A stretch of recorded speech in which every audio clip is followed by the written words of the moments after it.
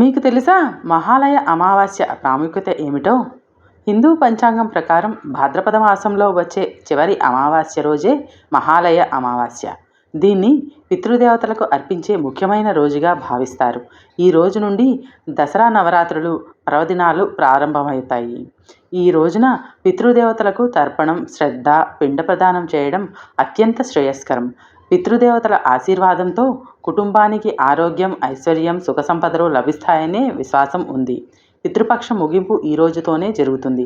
ఈరోజు పుణ్యస్నానం, దాన ధర్మాలు చేయడం వల్ల మహాపుణ్యం కలుగుతుందని శాస్త్రాలు చెబుతున్నాయి. ఈరోజు ఉదయాన్నే పుణ్యస్నానం చేసి పితృదేవతలకు తర్పణం చేయాలి. గంగాజలం లేదా పవిత్ర జలాలతో పితృతర్పణం చేయాలి. బ్రాహ్మణులకు భోజనం పెట్టి దాన ధర్మాలు చేయడం కూడా ఆచారం. పితృదేవతలకు ఇష్టమైన అన్నం, పిండాలు, నువ్వులు, నీటితో తర్పణం సమర్పిస్తారు. మహాలయ అమావాస్య రోజున పితృదేవతలతో పాటు దేవతలకు కూడా పూజలు చేస్తారు. ఈరోజు మహాలయ అనే పేరు రావడానికి కారణం మహా ప్లస్ ఆలయ అంటే పితృదేవతల మహాలయం ఈ రోజున భూలోకానికి వస్తారని భావన.